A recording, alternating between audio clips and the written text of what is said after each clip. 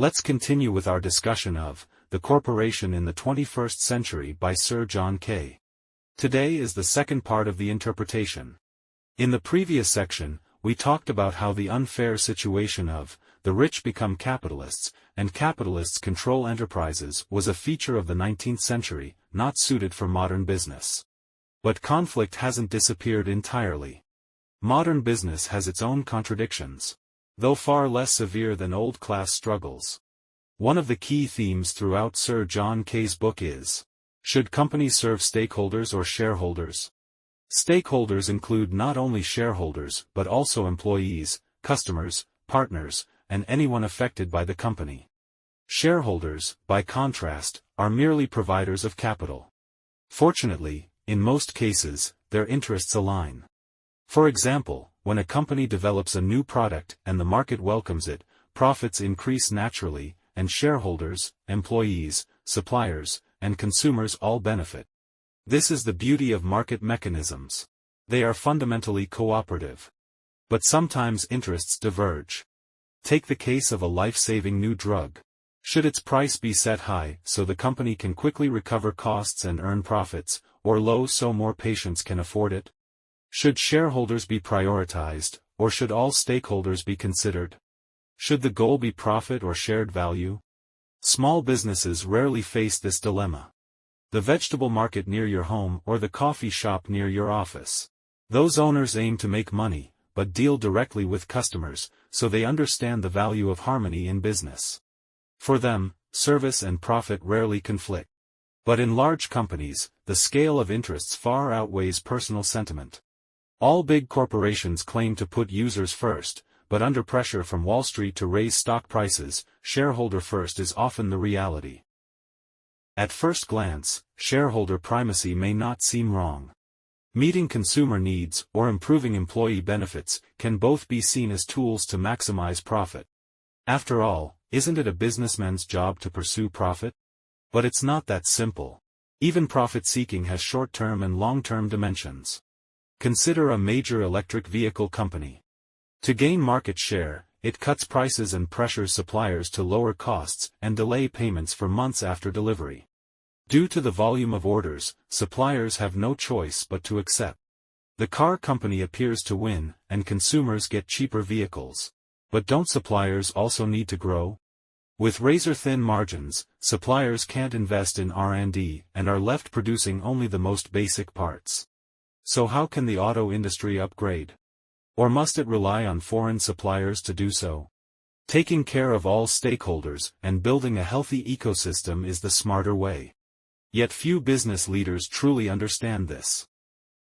Traditionally, the profit-seeking nature of businesspeople was seen as natural. In ancient societies, to maintain social stability and encourage people to farm and work obediently, merchants were often discredited. After industrialization, this evolved into class struggle narratives.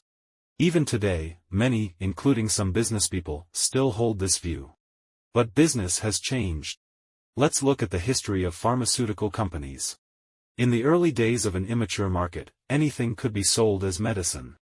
Just like modern-day scam companies in China peddling fake drugs, early America had snake oil sellers who claimed their products cured everything, often with no snake ingredients at all.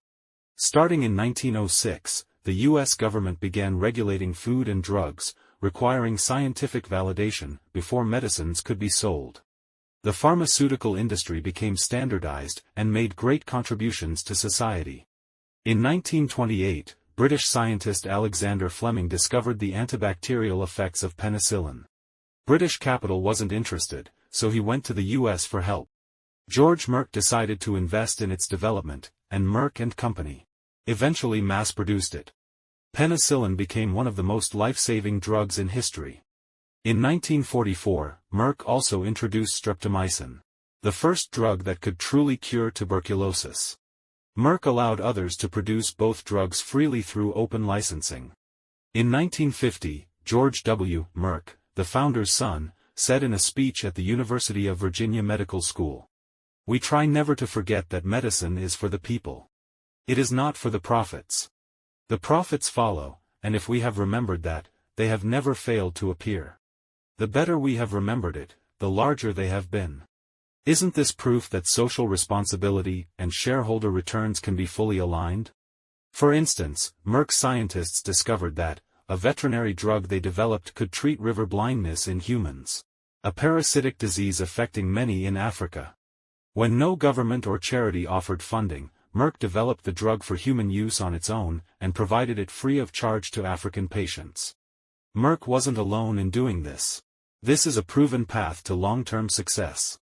In the 1990s, management guru Jim Collins wrote the classic book Built to Last, in which he stated that companies with enduring success tend to serve people like Merck did. Historically, such companies outperformed purely profit-driven firms in stock returns. Merck remains one of America's most respected companies. So why hasn't the rest of the pharmaceutical industry followed its lead?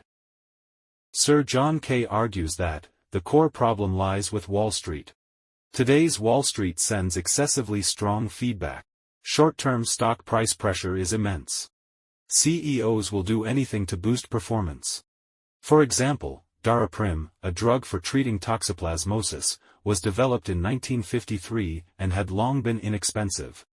In 2015, Turing Pharmaceuticals acquired its U.S. marketing rights and instantly raised the price from $13.50 to $750 per pill, costing some patients tens of thousands of dollars more per year. With a small market and monopolized distribution channels, Turing prevented others from obtaining data to produce generics in the short term. In another case, opioid painkillers, originally meant for terminal cancer patients, were deliberately marketed for broader use despite high addiction risks. These actions create no new value, only burdens for society. But isn't this also a result of modern business practices? In fact, there is no shortage of patient capital in the market. Pension funds, endowments, and similar institutions are willing to invest long-term.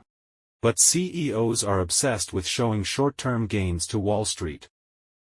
Over the past 2 decades, public concern has grown over big corporations harming society in pursuit of profit. Take Goldman Sachs. While publicly claiming to always put clients first, it secretly sold toxic investment products to them, profiting from information asymmetry. Or Boeing. It loudly proclaimed safety first, while ignoring safety to cut costs. Why did the 737 MAX crash? Pilots had already identified flaws in the MCOS anti-stall system during simulations, but Boeing ignored the warnings and put the aircraft into operation anyway. These companies have become shameless. When clients sued Goldman for violating its own "client first" slogan, Goldman's lawyer argued in court that the slogan was mere advertising and not meant to be taken seriously. Like saying, "Red Bull gives you wings." Did you really believe that? Boeing's CEO bluntly stated during an earnings call, "We are here to serve shareholders and make profits." And what does the law say? Misleading customers with slogans is fine. But misleading shareholders in financial reports is not. So legally, both companies did nothing wrong. Some corporations don't even bother pretending anymore. Google once had the motto, "Don't be evil," then changed it to "Do the right thing," and eventually dropped even that. Under such circumstances, people rely on big companies' products while deeply distrusting them. In Sir John Kay's view, the conflict between shareholders and stakeholders is not fundamental, it's rooted in a cognitive error. Just as 19th-century scholars saw companies as sites of class struggle, modern scholars view them as nexus of contracts, places of transactional relationships where everyone seeks their own gain. We've entered an age of individualism, yet business theory still assumes that people work only for self-interest. In reality, companies are not arenas for isolated transactions. They are environments for cooperation. What makes a company capable is not individual excellence, but its ability to accomplish what no one person can achieve alone.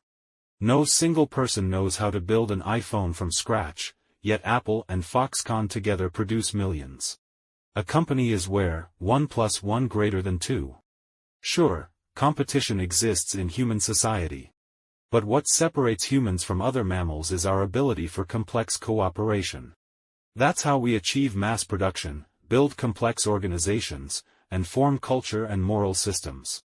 People don't just work for survival, they also crave belonging and identity.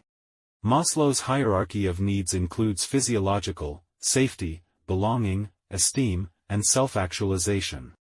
Modern scholars note these are not strictly sequential. Even in poor countries, people seek belonging and recognition. Humans are naturally driven to contribute to and be recognized by the collective. We've often discussed Mihai Csikszentmihalyi's theory of flow. One of his findings was that people are more likely to enter flow states in group activities. Running alone may be dull, but running a marathon with thousands can be exhilarating. So a company is not a cold, profit-maximizing machine.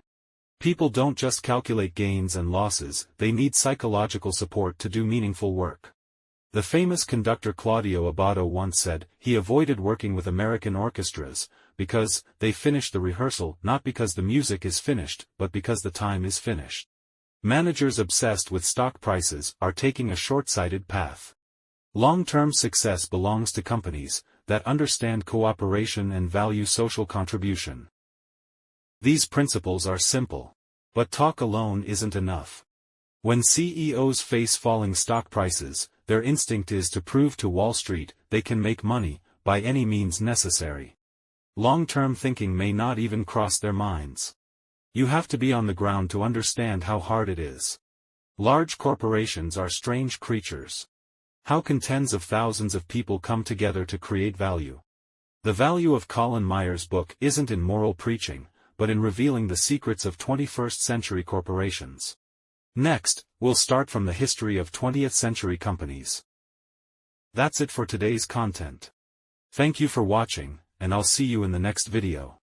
If you feel there is value in this, please like, subscribe to this channel, and leave your thoughts or suggestions in the comments section. Let's grow together and read more good books.